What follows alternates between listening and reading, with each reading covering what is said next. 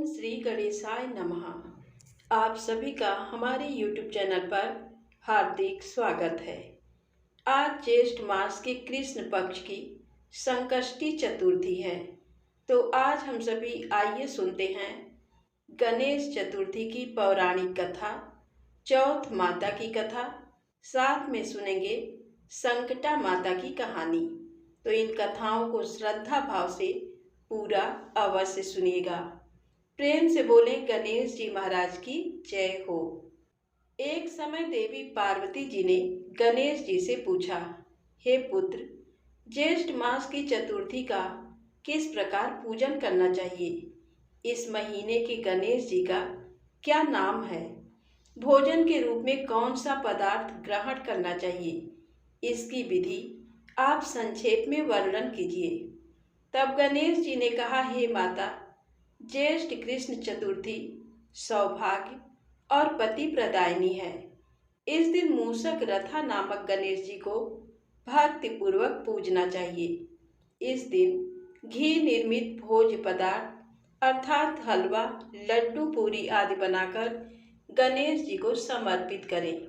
हे माता, द्वापर युग में राजा युधिष्ठिर ने इस प्रश्न को भगवान कृष्ण से पूछा था और उसके उत्तर में जो कुछ भी भगवान कृष्ण ने कहा था, मैं उसी इतिहास का वर्णन करता हूँ। आप श्रद्धा युक्त होकर सुनिए। श्री कृष्ण ने कहा, हे राजा युधिष्ठिर, इस कल्याणदात्री चतुर्थी का जिसने व्रत किया और उसे जो फल प्राप्त हुआ, मैं उस पूर्वकालीन इतिहास का वर्णन कर रहा हूँ, उसे सुनिए। सतयुग में 100 यज्ञ करने वाले एक पृथु नामक राजा हुए। उनके राज्य में दया देव नामक एक ब्राह्मण रहते थे। वेदों में निष्णात उनके 4 पुत्र थे। पिता ने अपने पुत्रों का विवाह गृह सूत्र के वैदिक विधान से कर दिया। उन चारों बहुओं में बड़ी बहू अपनी सास से एक दिन कहने लगी, हे सासू जी, मैं बचपन से ही संकट नाशन गणेश चतुर्थी का व्रत करती आई हूँ। मैंने अपने पिता के घर में भी इस शुभदायक व्रत को किया है। अतः हे माता, आप मुझे ये व्रत अनुष्ठान करने की अर्थात व्रत रखने की अनुमति प्रदान करें। पुत्रवधू की बात सुनकर उसके ससुर ने कहा, हे बहू, तुम सभी बहुओं में श्रेष्ठ और बड़ी हो। तुम्हें किसी प्रकार का कोई कष्ट नहीं है और ना ही तुम भिक्षुड़ी हो। अभी तुम्हारा समय उपभोग करने का है और ये गणेश कौन है? फिर तुम्हें भला उपवास करके करना ही क्या है? कुछ समय के बाद बड़ी बहू गर्भवती हो गई। 10 मास के बाद उसने सुंदर बालक को जन्म दिया। उसकी सास बराबर बहू को व्रत करने से मना करती रही। बहू ने अपने सास ससुर जी से व्रत रखने का कई बार अनुरोध किया, लेकिन उन दोनों ने ही व्रत छोड़ने के लिए बहू को बाध्य कर दिया। समय बीता तो बहू का पुत्र विवाह योग्य हुआ, किंतु व्रत भंग होने के कारण गणेश जी क्रोधित हो गए और उसके पुत्र के विवाह समय में वर वधू के सुमंगली के समय उसके पुत्र का अपहरण कर लिया। इस अनहोनी घटना से मंडप में खलबली मच गई। सब लोग व्याकुल होकर कहने लगे कि वर कहाँ गया, किसने अपहरण कर लिया। बारातियों द्वारा ऐसा समाचार पाकर उसकी माता अपने ससुर दया देव से रो रो कर कहने लगी, हे ससुर जी, आपने मेरे गणेश चतुर्थी व्रत को छुड़वा दिया है, जिसके परिणाम स्वरूप ही मेरा पुत्र गायब हो गया है। अपनी पुत्र वधू के मुख से ऐसी बात सुनकर ब्राह्मण दयादेव बहुत दुखी हुए। उनकी पुत्र वधू और भी दुखी हुई। फिर दयादेव ब्राह्मण ने अपनी पुत्र वधू को संकट नाशन गणेश चतुर्थी का व्रत करने की अनुमति दे दी। अब पुत्र वधू हर महीने संकट नाशन गणेश चतुर्थी का व्रत करने लगी। इसके बाद कुछ समय की बात है, जिस कन्या से उसके पुत्र का विवाह होने वाला था, उस कन्या के घर एक बेदज्ञ और दुर्बल ब्राह्मण भिक्षा के लिए गए। ब्राह्मण ने कहा कि हे बेटी, आज मुझे भिक्षा में इतना भोजन दो कि मेरी भूख शांत हो जाए। उस ब्राह्मण की बात सुनकर धर्मपरायण कन्या ने उस ब्राह्मण का विधिपूर्वक पूजन किया। भक्तिपूर्वक भोजन कराने के बाद उसने ब्राह्मण को वस्त्र आदि दिए। कन्या की सेवा से संतुष्ट होकर ब्राह्मण कहने लगा, हे कल्याणी, हम तुम पर प्रसन्न हैं। तुम अपनी इच्छा के अनुकूल मुझसे वरदान प्राप्त कर लो। मैं ब्राह्मण वेशधारी गणेश हूँ और तुम्हारी भक्ति के कारण ही यहाँ आया हूँ। ब्राह्मण की बात सुनकर कन्या हाथ जोड़कर कहने लगी, हे विघ्नेश्वर, यदि आप प्रसन्न हैं तो मुझे मेरे पति के दर्शन करा दीजिए। कन्या की बात सुनकर गणेश जी ने उनसे कहा, हे सुंदर विचार वाली, जो तुम चाहती हो वही होगा। तुम्हारा पति शीघ्र ही आएगा। कन्या को इस प्रकार का वरदान देकर गणेश जी वहां से अंतर ध्यान हो गए। फिर उसी समय की बात है कि सोम शर्मा नामक ब्राह्मण एक वन में से उस ब्राह्मण के बालक को नगर में ले आए। अपने पौत्र को देखकर दयादेव ब्राह्मण बहुत प्रसन्न हुए। बालक की माता की प्रसन्नता की तो सीमा ही नहीं रही। साथ ही संपूर्ण नगरवासी भी बड़े खुश हुए। बालक की माता ने अपने पुत्र को हृदय से लगा लिया और कहने लगी कि गणेश जी की कृपा से ही मैंने अपने खोए हुए पुत्र को प्राप्त किया और उसे नए वस्त्र आभूषणों से सजा दिया। दयादेव ब्राह्मण तो बार बार सोम शर्मा को प्रणाम करके कहने लगे, हे द्विजराज, आपकी कृपा से मैंने खोए हुए पुत्र को प्राप्त किया हुआ है। मेरा खोया हुआ बालक घर में आ गया।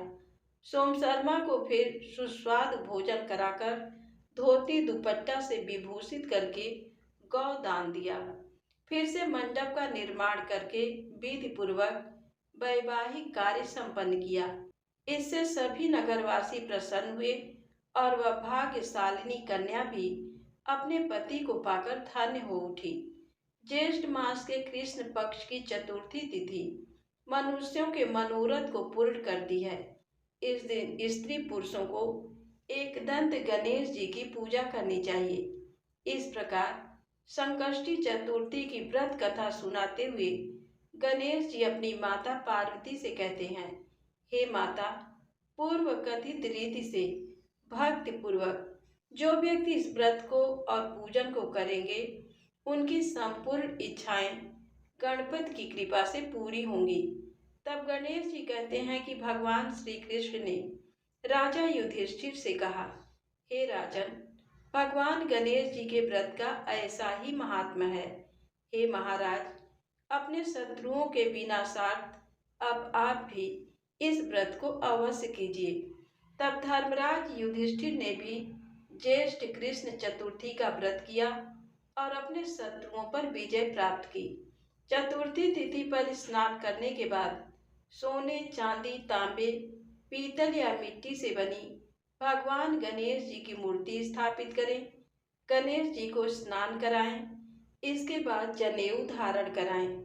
अबीर, गुलाल, चंदन, सिंदूर, इत्र आदि चढ़ाएं।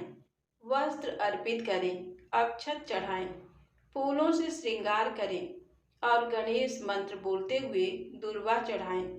भगवान को फिर लड्डुओं का भोग लगाएं, धूप दीप जलाएं और कपूर जलाकर आरती करें। व्रत की कथा पढ़ें या सुनें। पूजा के बाद भगवान से सबसे अंत में क्षमा याचना जरूर करें। अंत में प्रसाद को सभी भक्तों में बांटें। अगर संभव हो सके तो घर में ब्राह्मणों को भोजन कराकर दान दक्षिणा देकर संतुष्ट करना चाहिए। तो ये थी ज्येष्ठ मास कृष्ण पक्ष संकष्टी चतुर्थी की कथा। प्रेम से बोलें गणेश जी महाराज की जय हो। अब आइए सुनते हैं चौथ माता की कहानी। किसी गांव में एक बुढ़िया माई रहती थी। बुढ़िया माई का एक बेटा था। बुढ़िया माई बहुत गरीब थी। उनका बेटा जंगल से लकड़ी काट कर लाता और उसी को बेचकर दोनों माँ बेटा अपना गुजारा करते। बुढ़िया माई बड़ी ही धार्मिक प्रवृत्ति की थी। वह नियम से सभी देवी देवताओं का पूजन करती और चौथ माता का व्रत किया करती थी। बुढ़िया माई का बेटा जो लकड़ी काट कर लाता उसमें से वह 2 लकड़ी अलग रख देती। चौथ का दिन आता तो उन्हें बेचती और उसी से पूजा का सब सामान भी लाती और भोग का सामान भी ले आती। आटा, घी, शक्कर लाकर 4 लड्डू बनाती। एक लड्डू चंद्र देवता को अर्पित करती, एक गणेश भगवान को अर्पित करती, एक अपने बेटे को खाने को देती और एक से अपने व्रत का पारण करती। इस तरह से बुढ़िया माई हर चौथ का व्रत करती थी। एक दिन की बात है, बेटा पड़ोसन के यहाँ कुछ लेने चला गया तो देखा कि पड़ोसन चूरमा बना रही थी। तो पड़ोसन से कहने लगा, आज कोई त्योहार है क्या जो आप चूरमा बना रही हो? तो पड़ोसन ने कहा, बेटा हाँ त्योहार है, पर मैं तो आज ही चूरमा बना रही हूँ। तुम्हारी माँ तो हर महीने बनाती है, क्यों, क्या तुम्हें खाने को नहीं देती? तब उसने कहा कि देती है, लेकिन पड़ोसन ने फिर भी उसके बेटे के कान भर दिए। बोली, बेटा तुम इतनी मेहनत करके लकड़ियाँ काट कर लाते हो, पर तुम्हारी माँ को देखो, उसमें से लकड़ियाँ छुपा कर रख लेती हैं और फिर बेचकर पूजा का सब सामान लेकर आती हैं, खूब मज़े करती हैं। अब बेटे को तो पड़ोसन की सीख लग गई। जाकर अपनी माँ से कहने लगा कि माँ, मैं इतनी मेहनत से लकड़ियाँ काट कर लाता हूँ और तुम उसमें से लकड़ियाँ छुपा कर रख देती हो। अब बहुत हो गया, या तो तुम मुझे छोड़ दो या फिर चौथ माता का व्रत करना छोड़ दो। तब बुढ़िया माई कहने लगी, बेटा मैं तो ये व्रत सब तुम्हारे लिए ही करती हूँ, तुम्हें छोड़ सकती हूँ, लेकिन चौथ माता का व्रत नहीं छोड़ूंगी। तो बेटा ने कहा, ठीक है माँ, फिर मैं घर छोड़कर जा रहा हूँ। अब बेटा घर छोड़कर जाने लगा तो बुढ़िया माई बोली कि बेटा तू जा तो रहा है, लेकिन ले मेरे हाथ के ये चावल ले जा।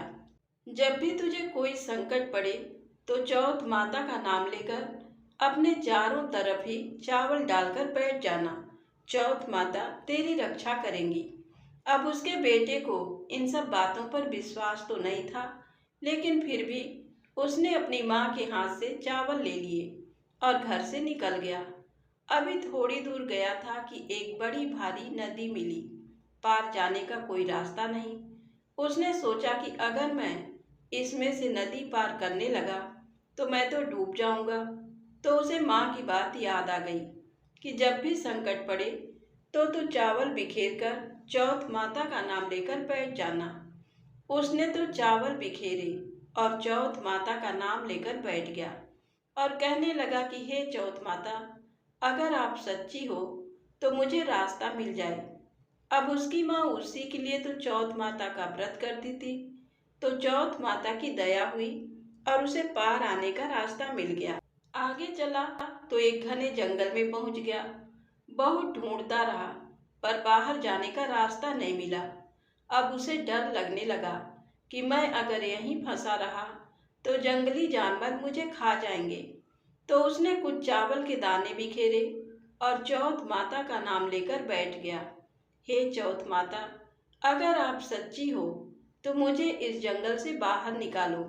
अब इस तरह से जब उसने चौथ माता से प्रार्थना की तो उसे बाहर जाने का रास्ता मिल गया। चलते चलते एक नगर में पहुंच गया। अब इतना चल लिया था तो थक भी गया था और उसे भूख भी लगी थी। तो उसने सोचा कहीं पर रुककर कुछ खा पी लेता हूँ, थोड़ा आराम कर लेता हूँ। तो एक घर के अंदर गया। देखा तो बड़ा अजब नज़ारा था। एक बुढ़िया माई रोती जा रही है और पूड़े बनाती जा रही है। उसने जाकर बुढ़िया माई से पूछा कि काकी क्या बात है, तुम रो भी रही हो और पूड़े भी बना रही हो? तो बुढ़िया माई बोली, बेटा ये पूड़े मैं अपने बेटे के लिए बना रही हूँ। मेरे बेटे को पूड़े बहुत पसंद हैं और रो इसलिए रही हूँ कि वो आज आखिरी बार मेरे हाथों के पूड़े खाएगा। तो उसने पूछा, क्यों, ऐसा क्यों? तो वह कहने लगी कि हमारे यहाँ का नियम है, जब भी आमा लगता है तो एक आदमी की बलि दी जाती है। आज मेरे बेटे का नंबर है। अभी थोड़ी देर में राजा के सिपाही आएंगे और उसे ले जाएंगे। तो वह कहने लगा, माई देख मुझे बहुत जोर से भूख लगी है, तू एक काम कर, ये पूड़े मुझे खिला दे और तेरे बेटे की जगह राजा के सिपाहियों के साथ मैं चला जाऊंगा।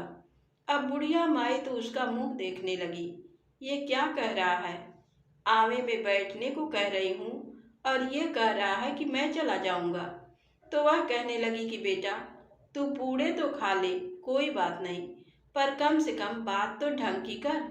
मैं आवे में बैठने को कह रही हूँ, इनाम लेने को नहीं बुला रहे राजा जी। तो कहने लगा, हाँ हाँ मुझे पता है, मैं आवे में बैठने के लिए भी चला जाऊंगा। तू बस मुझे पूड़े खिला दे, मुझे बहुत जोर से भूख लगी है। अब बुढ़िया माई ने उसे पेट भरकर पूड़े खिला दिए। उसे तो पूड़े खाकर नींद आने लगी। बोला कि मैं थोड़ी देर के लिए सो जाता हूँ, जब राजा के सिपाही आए तो मुझे जगा देना। आधी रात को राजा जी के सिपाही आए। अब बुढ़िया माई सोचने लगी, पराया पूत है, बड़ा भोला लड़का है, इसे जगाऊं या ना जगाऊं? ये तो अब आत्महत्या करने पर तुला हुआ है। अभी वह सोच ही रही थी कि इतने में खड़का सुनकर उसकी नींद खुल गई। तो उसने पूछा कि राजा के सिपाही आ गए क्या? तो कहने लगी कि हाँ आ गए।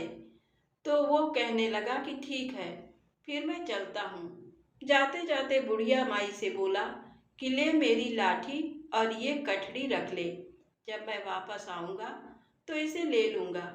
अब उसका मुंह देखे बुढ़िया माई तो अंदर ही अंदर रोए जाए। ये तो बड़ा ही भोला लड़का है, इसे तो यूं भी नहीं पता कि आवे में से कोई जिंदा नहीं आता। फिर भी उसने ले ली। तो वह उसमें से गठरी में से अपनी माँ के हाथ के चावल लेकर राजा के सिपाहियों के साथ चला गया। जाकर उसे आमे में बिठा दिया, आमा बंद कर दिया। वह तो चावल बिखेर कर चौथ माता का नाम लेकर बैठ गया। हे चौथ माता, अगर मेरी माँ ने आपके सच्चे व्रत रखे हों, आप सच्ची हो, तो मेरी रक्षा करना। आमा बंद किए 2-3 दिन हो गए। 2-3 दिन बाद वहाँ पर कुछ लड़के खेल रहे थे। खेलते खेलते उन्होंने आमे पर कंकड़ मारने शुरू कर दिए। तो उसने अंदर से पूछा, कौन है? आवाज सुनकर वे तो डर गए कि इसमें तो कोई भूत प्रेत है। जाकर उन्होंने अपने अपने घरों में बताया कि आवे में तो कोई भूत आ गया, वहाँ से आवाज आ रही है। सभी लोग इकट्ठे हो गए। तो उसने कहा कि जाकर राजा से कह दो कि आमा पक गया। अब उन्होंने सोचा, सच में आवे में तो कोई भूत आ गया। जाकर राजा को खबर की। राजा ने सिपाही भेजे कि जाकर पता लगाकर आओ। सिपाही आकर देखने लगे। तो उसने कहा कि जाकर राजा से कह दो कि आमा पक गया है और इसे धीरे धीरे खोल लें। तो राजा के सिपाहियों ने राजा से जाकर कहा। राजा को तो यकीन नहीं हुआ। 6 महीने में आमा पकता था, 3 दिन में कैसे पक गया? फिर भी उसने कहा कि चलो खोलो। डरते डरते वे आमा खोलने लगे। तो उसने कहा, अंदर से धीरे धीरे उतारो। अब वे डरते डरते धीरे धीरे एक एक बर्तन उतारते जाएं। जब सारे बर्तन उतार चुके तो वह जिंदा, बिल्कुल सही सलामत, स्वस्थ निकल के आ गया आमे में से। तो राजा और सारे सिपाही सभी लोग उसे देखकर डर गए कि भाई तू कौन है? आवे में से आज तक कौन जिंदा आया? तो बोला कि मेरी माँ चौथ माता के व्रत करती है, उन्हीं के प्रताप से मैं जिंदा बच गया। राजा कहने लगा, मैं तो नहीं मानूं, मैं तेरी परीक्षा लूंगा। अगर तू मेरी परीक्षा में खरा उतर गया तो मैं तेरी बात मान जाऊंगा कि तू सच कह रहा है, नहीं तो तुझे दंड दिया जाएगा। अब राजा ने उसे हाथ में हथकड़ी लगाकर एक घोड़े पर बिठा दिया और राजा दूसरी बार एक घोड़े पर खुद बैठ गया और बोला कि अगर तेरी चौथ माता सच्ची हैं तो तेरे हाथों की हथकड़ी खुलकर मेरे हाथों में लग जाएगी। अब उसने तो हाथ जोड़ लिए, चौथ माता से प्रार्थना करने लगा, हे चौथ माता, अगर आप सच्ची हो तो मेरी रक्षा करो। अब चौथ माता की उस पर कृपा हुई, क्योंकि उसकी माँ तो उसी के नाम के चौथ माता के व्रत करती थी, उसे कुछ कैसे होने देती। तो उनकी कृपा हुई तो उसके हाथों की हथकड़ी खुली और राजा के हाथों में लग गई। अब राजा को तो उसकी बात पर यकीन हो गया। राजा उसे पूरे आदर के साथ अपने महल में ले गया। राजा की एक बेटी थी। उसने बड़े धूमधाम से अपनी बेटी का विवाह उस लड़के के साथ कर दिया। अब बुढ़िया माई का बेटा राजा के महलों में रहने लगा। एक दिन की बात है, अपनी पत्नी के साथ महल की छत पर घूम रहा था। एक तरफ बिजली चमकती देखकर कहने लगा कि आज तो हमारे गांव में बिजली चमक रही है। तो राजकुमारी ने पूछा कि क्या आपका गांव भी है? वो बोला, हाँ मेरा गांव है। तो अब पूछने लगी कि आपके गांव में कौन कौन रहता है? तो बोला, मेरी माँ रहती है। मैं अपनी माँ से नाराज हो गया और इसीलिए घर छोड़कर निकल गया। तो राजकुमारी कहने लगी कि मुझे तो अपने घर जाना है, मुझे तो अपने सासू जी का आशीर्वाद लेना है। उसने अपने माता पिता से कही तो माता पिता उसके मना करने लगे कि भाई तू राजकुमारी है, एक गरीब से घर में कैसे रहेगी, एक टूटी सी झोपड़ी में तू कैसे रहेगी? तो बोली, ना मैं तो जाऊंगी। अब उसके माता पिता ने उसे विदा कर दिया। बहुत सारा धन दिया, बहुत सारे नौकर चाकर दिए, खूब बड़ी सेना दी, हाथी पर बिठाकर दोनों को विदा कर दिया। अब वे अपने नगर के लिए चल दिए। जब नगर के पास आए तो लोगों ने पहचान लिया, ये तो बुढ़िया माई का बेटा है। जाकर बुढ़िया माई के पास जाकर सूचना देने लगे कि तुम्हारा बेटा बहू आ रहे हैं। अब बुढ़िया माई सोचने लगी कि सब लोग मेरी हंसी उड़ाते हैं, मेरे से छेड़छाड़ करते हैं, तो आज भी हंसी उड़ा रहे हैं। उसने उनकी बातों पर कुछ भी ध्यान नहीं दिया। तब वह पड़ोसन आई, आकर बोली कि बुढ़िया माई क्यों बैठी है, अपने बेटे बहू के स्वागत की तैयारी क्यों नहीं करती? तो बोली, हाँ तू भी हंसी उड़ा ले, मेरे कहाँ बेटा कहाँ कोई बहू। एक बेटा था जिसे तूने सिखाकर भगा दिया, अब कहाँ बेटा और कहाँ की बहू?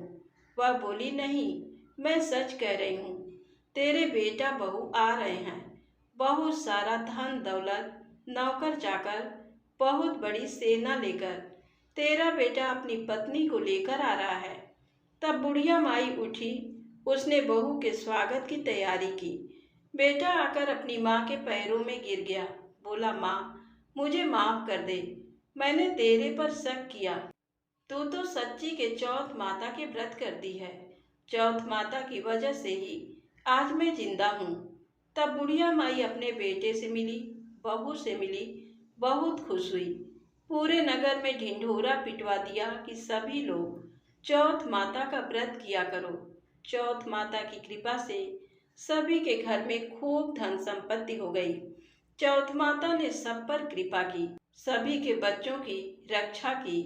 हे चौथ माता, जैसे आपने बुढ़िया माई पर कृपा की, जैसे उसके बेटे की रक्षा की, ऐसे ही सभी पर अपनी कृपा बनाए रखना और सभी के बच्चों की, सभी के संतानों की रक्षा करना, सभी के घर में खूब सुख संपत्ति देना। तो बोलिए चौथ माता की जय हो। बहुत समय पहले की बात है, एक राज्य में एक राजा राज करते थे। राजा बड़े ही प्रजा प्रेमी थे और सभी का भला चाहते थे। उनके राज्य में उनके परिवार को, उनकी प्रजा को किसी भी तरह की कोई कमी नहीं थी। सभी लोग बहुत खुशहाल और सुख शांति से रहते थे। लेकिन राजा को एक बहुत भारी चिंता थी। राजा रानी के कोई भी संतान नहीं थी। एक दिन की बात है, राजा सुबह सवेरे जब सैर पर निकले तो एक स्त्री अपने घर के बाहर झाड़ू लगा रही थी। राजा को देखते ही बोली, हे भगवान, आज सुबह सवेरे कैसे वंशहीन आदमी का चेहरा देख लिया, आज का दिन तो बहुत ही खराब जाएगा। राजा ने ये बात सुनी तो अनसुनी करके अपने महल में वापस आ गए। राजा पूरे दिन इसी घटना को याद करके दुखी और परेशान होते रहे। रात के भोजन के समय जब उनकी रानी ने उन्हें चिंतित देखा तो उनकी चिंता का कारण पूछा तो उन्होंने कुछ नहीं कहकर बात टाल दी। लेकिन जब रानी ने बार बार पूछा तो राजा ने बता दिया कि सुबह मेरे साथ क्या हुआ था। राजा की बात सुनकर रानी को भी बहुत दुख हुआ। वे भी अपनी प्रजा की देखभाल करने में कोई कमी नहीं रखती थी। लेकिन फिर भी संतान ना होने की वजह से लोग राजा का चेहरा देखना अशुभ मानते हैं। इस बात को सुनकर रानी भी परेशान हो गई। रानी को भी चिंता होने लगी। रानी को उदास और चिंतित देखकर दासी पूछने लगी कि रानी साहिबा, क्या बात है? आप कुछ परेशान दिखाई दे रही हैं। रानी ने टालना चाहा, लेकिन दासी भी बार बार पूछने लगी।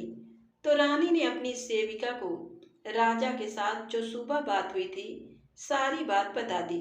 तब रानी की दासी ने उन्हें विश्वास दिया कि अगर आप मेरी बात मानो और जैसा मैं कहती हूँ बिल्कुल वैसा ही करते रहो तो आपकी सारी चिंता दूर हो जाएगी। रानी ने अपनी दासी की बात मान ली। रानी की दासी ने अगले दिन पूरे राज्य में मुनादी करवा दी कि रानी गर्भवती हैं। इस बात को सुनकर राजा बहुत खुश हुए और उन्होंने ढेर सारे उपहार दिए। जब राजा रानी से मिलने जाने लगे तो दासी ने उन्हें रोक दिया और कहने लगी कि जब तक रानी के बालक नहीं हो जाता तब तक आप रानी के कक्ष में प्रवेश नहीं कर सकते।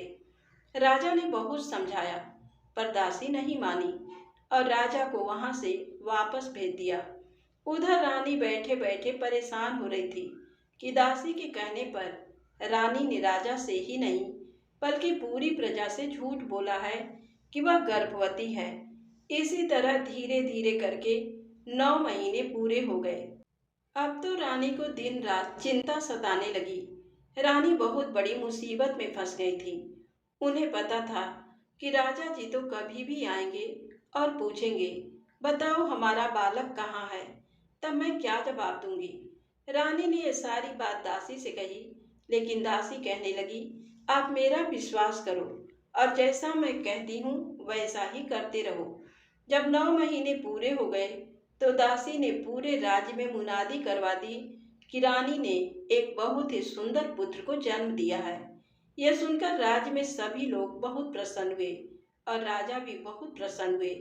अपने पुत्र को देखने के लिए रानी के कमरे में जाने लगे तो दासी ने दरवाजे पर ही रोक दिया और कहने लगी कि राजा जी, आपने इतनी प्रतीक्षा की है, थोड़ी प्रतीक्षा और कर लो। आपको अपने पुत्र का मुख थोड़े समय बाद ही देखना है। अब दासी ने नगर में फिर से मुनादी करवा दी कि राजकुमार का नामकरण संस्कार हो गया। कुछ समय बीता, तब मुनादी करवा दी कि राजकुमार का मुंडन संस्कार हो गया। लेकिन राजा जी ने अभी भी अपने पुत्र का मुख नहीं देखा था। अब तो राजा से नहीं रहा गया। राजा रानी के कक्ष में रानी से मिलने गए तो दासी ने फिर से दरवाजे पर रोक दिया और कहने लगी कि महाराज, अभी आप अपने पुत्र को नहीं देख सकते। ये शुभ संकेत नहीं है। आप अपने पुत्र को तभी देख पाएंगे जब वह 12 वर्ष का हो जाएगा। जब उसकी आयु 12 वर्ष की हो जाएगी और उसका विवाह होगा तो अपने पुत्र का मुख आप विवाह मंडप में देख पाएंगे। और ये कहकर दासी ने रानी का कमरा अंदर से बंद कर दिया। राजा को गुस्सा तो बहुत आ रहा था, लेकिन अपने पुत्र के जीवन की सलामती के लिए उन्होंने दासी की ये बात भी मान ली। धीरे धीरे समय बीतता रहा और 12 वर्ष पूरे हो गए। 12 वर्ष पूरे होने पर दासी ने राजा से कहा कि महाराज, आपका पुत्र 12 वर्ष का हो गया है। अब आप उसके लिए बहू ढूंढना शुरू कर दें और शादी की तैयारी भी शुरू करवा दें। राजा ने अपने पुत्र के लिए दूर देश से एक बहुत सुंदर राजकुमारी से अपने पुत्र का विवाह तय कर दिया। पूरे राज्य में राजकुमार की शादी की तैयारियां होने लगी। दूसरी तरफ दासी ने 1.25 मन चावल का आटा मंगाया। उस आटे से उसने एक बहुत ही सुंदर 12 वर्ष के बालक जितना पुतला बनवाया। उस पुतले पर मेवों से बहुत सुंदर सजावट कर दी। उसके बाद दासी ने पुतले को एक बिल्कुल दूल्हे की तरह सजा दिया। एक पालकी मंगाई और दासी ने उस चावल के पुतले को बहुत ही सुगंधित करके उस पालकी में बिठा दिया। दासी ने राजा से प्रार्थना की कि राजकुमार केवल मेरे साथ ही रहे हैं, इसीलिए उनकी बारात में, उनकी पालकी में मुझे उनके साथ ही बैठना होगा। दासी की ये बात भी राजा ने स्वीकार कर ली। बारात चल पड़ी। चलते चलते बारात एक घने जंगल से निकली। रास्ते में संकटा माता का मंदिर था, तो वहां पर दासी ने विश्राम करने को कहा। इसके बाद दासी चावल के पुतले को पालकी में ही छोड़कर कुएं से पानी पीने चली गई। जंगल में संकटा माता और उनकी सहेलियां थीं। उन्हें बहुत अच्छी खुशबू आई और उन्होंने देखा कि ये खुशबू तो एक पालकी से आ रही है। संकटा माता और उनकी सहेलियों ने पालकी में झांक कर देखा तो पता चला कि पालकी में तो एक बहुत ही विशाल मानव रूपी मिठाई रखी है। संकटा माता और उनकी सहेलियों ने उस मिठाई को पूरा खा लिया। मिठाई खाकर संकटा माता और उनकी सहेलियां वापस मंदिर में चली गईं। जब सभी लोग कुएं से पानी पीकर वापस आए तो दासी ने देखा पालकी में तो कोई भी नहीं है। यह देखकर दासी बहुत घबरा गई। तभी उसने देखा कि वहां पर संकटा माता का मंदिर है। संकटा माता के मंदिर में जाकर जोर जोर से विलाप करने लगी। माता, लौटा दो या बेटा दो। बार बार यही कहे जा रही थी कि लौटा दो या बेटा दो। दासी का इस तरह का विलाप सुनकर संकटा माता वहां पर प्रकट हो गईं। तब दासी ने माता के पैर पकड़ लिए और कहने लगी, हे माता, लौटा दो या बेटा दो, लौटा दो या बेटा दो। तो माता कहने लगी कि अब मैं तुम्हें बेटा कहाँ से दूं? मिठाई मुझे बहुत सुगंधित लगी तो मैं उसे पूरा खा गई। लेकिन दासी रोती रही और एक ही बात कहती रही, लौटा दो या बेटा दो। तब संकटा माता ने उसकी बात मानते हुए कहा, ठीक है बेटी, मैं तुम्हें एक बेटा देती हूँ, लेकिन मेरी शर्त है। तो दासी ने पूछा, माता बताओ, आपकी क्या शर्त है? तो संकटा माता कहने लगी कि बेटी, मैं तुम्हें एक बेटा दे दूंगी, लेकिन 24 घंटे के अंदर मैं अपना बेटा वापस भी ले लूंगी। तब दासी ने माता की बात मान ली। संकटा माता ने अपने चमत्कार से दासी को एक बहुत ही सुंदर 12 वर्ष का लड़का दिया। इतना सुंदर बालक देखकर दासी आश्चर्यचकित रह गई। बालक को पालकी में बिठाकर विवाह स्थल पर पहुंच गए। राजकुमार को बिठाया गया। तब दासी ने राजा से कहा, महाराज, अब आप अपने पुत्र का चेहरा देख सकते हैं। राजा अपने पुत्र के पास गया। अपने बेटे का इतना सुंदर और भव्य रूप देखकर वह भी हैरान रह गया। तब राजा ने कहा कि बालक की ऐसी सुंदरता की वजह से आपने मुझे इतने समय तक इसके पास भी नहीं जाने दिया, लेकिन आज तो मैं अपने पुत्र का चेहरा जी भर कर देखूंगा। राजकुमार का विवाह धूमधाम से हो गया। सभी लोग वापस अपने राज्य में आ गए। तो दासी ने रानी को अपने बेटे और बहू की आरती उतारने के लिए दरवाजे पर बुलाया, लेकिन रानी तो डर के मारे अपने कक्ष से बाहर ही नहीं निकल रही थी। रानी को लग रहा था कि असल में तो कोई पुत्र है ही नहीं, और जब ये बात राजा को पता चलेगी तो राजा बड़े गुस्से में आ जाएंगे और उन्हें दंड देंगे। लेकिन जब दासी ने बार बार बाहर बुलाया तो रानी ने खिड़की से बाहर देखा तो देखा सच में एक बहुत सुंदर राजकुमार और राजकुमारी उसके दरवाजे पर खड़े हैं। रानी पूजा की सामग्री लेकर बाहर आई और अपने बेटे को घर के अंदर प्रवेश कराया। तब दासी की चिंता और बढ़ गई, क्योंकि उसे संकटा माता की बात याद थी। दासी ने एक युक्ति लगाई। रानी से जाकर कहा कि कल हम बहू की मुंह दिखाई की रस्म का आयोजन करेंगे। राज्य की सभी औरतों को निमंत्रण देना है। तो रानी ने कहा, ठीक है। अगले दिन सुबह सवेरे राज्य की सारी औरतें राजमहल के सामने इकट्ठा होने लगीं। दासी ने बहू को बहुत अच्छे से समझाया, तुम्हें हर स्त्री के पैर छूने हैं, चाहे वह स्त्री कोई भी हो, किसी भी जाति की हो। तुम्हें हर स्त्री के पैर छूकर जब तक अखंड सौभाग्यवती भवा, पुत्रवती भवा का आशीर्वाद ना दे दे, तब तक तुम किसी के पैर मत छोड़ना। बहू ने ऐसा ही किया। सारी औरतों के पैर छुए तो सब बहू ने अखंड सौभाग्यवती भवा और पुत्रवती भवा का आशीर्वाद दे दिया। तब देखा कि दूर एक पेड़ के नीचे एक बूढ़ी महिला बैठी हैं। उसके कपड़े बहुत ही मैले हैं। वह चुपचाप बैठी हैं। बहू उसके पास भी गई और उसके पैर छूकर आशीर्वाद लेने लगी। तो बुढ़िया माई ने बहू को सुखी रहने का, खुश रहने का आशीर्वाद दे दिया। लेकिन बहू ने बुढ़िया माई के पैर नहीं छोड़े। तब बुढ़िया माई के मुंह से अचानक ही निकल गया, अखंड सौभाग्यवती भव, पुत्रवती भव।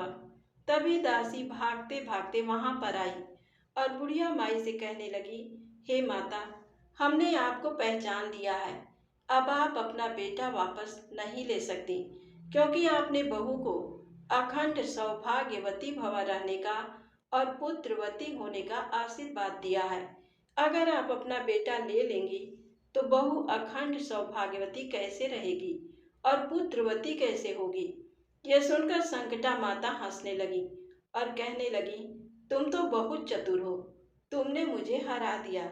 इस प्रकार दासी, रानी, राजा, राजकुमार और उसकी पत्नी बड़े सुख समृद्धि के साथ बड़े सुख से रहने लगे।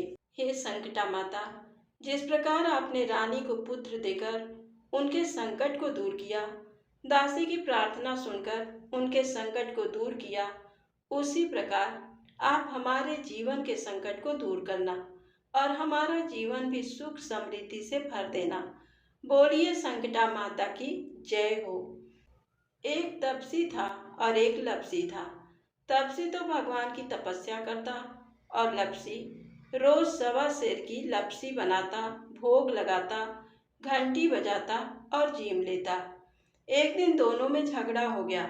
तपसी बोला कि मैं बड़ा हूँ। लपसी कहने लगा कि नहीं, मैं बड़ा हूँ।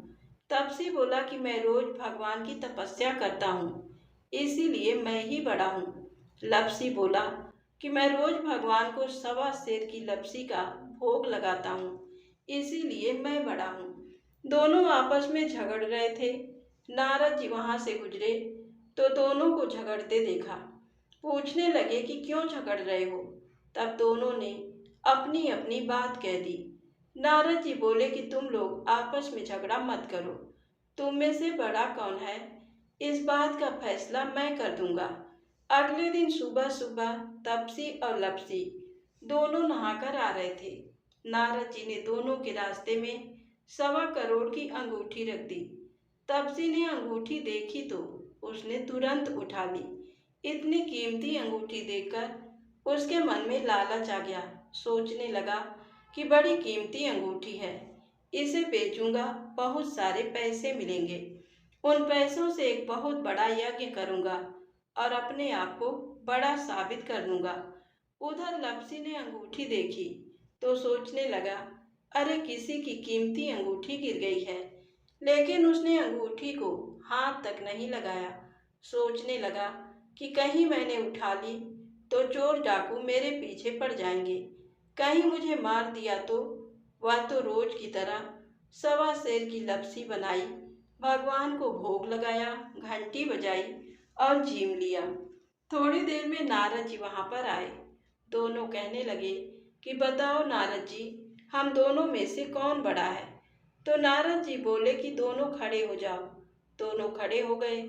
जैसे ही दोनों खड़े हुए, तपसी के पैर के नीचे से अंगूठी निकली, जो उसने तपस्या करते टाइम अपने पैर के नीचे छुपा ली थी। तो नारद जी तपसी से बोले, कितनी तपस्या कर ली तूने, पर तेरे मन का लालच अभी तक नहीं गया। जा, अब तुझे तेरी तपस्या का भी कोई फल नहीं मिलेगा। इतना सुनना था कि तपसी तो जोर जोर से रोने लगा। रोते रोते नारद जी के पैरों में गिर गया। बोला, महाराज दया करो और बताओ कि मुझे मेरी तपस्या का फल कैसे मिलेगा। तब नारद जी बोले कि जो अपने घर में गाय कुत्ते की रोटी नहीं बनाएगा तो उसकी तपस्या का फल तुझे मिल जाएगा। दिया जलाकर हाथ नहीं जोड़ेगा, ब्राह्मण को भोजन कराकर दक्षिणा नहीं देगा, तब उसकी तपस्या का फल तुझे मिल जाएगा। साड़ी देकर भेंट नहीं देगा तो उसकी तपस्या का फल तुझे मिल जाएगा। जो सारी कहानी कहकर तेरी कहानी नहीं कहेगा, तब उसके सारे पुण्य, सारे फल तुझे मिल जाएंगे। बस तभी से सभी कथा कहानी के साथ तपसी लपसी की कहानी जरूर सुननी चाहिए। नहीं तो किसी भी कथा का कहानी का फल नहीं मिलता है। कथा कहानी सुनने के बाद कहना चाहिए, तपसी का फल तपसी को मिले, लपसी का फल लपसी को मिले और हमारी कथा कहानियों का फल हमें मिले। तो बोलिए श्री गणेश जी भगवान की जय हो। चौथ माता की जय हो।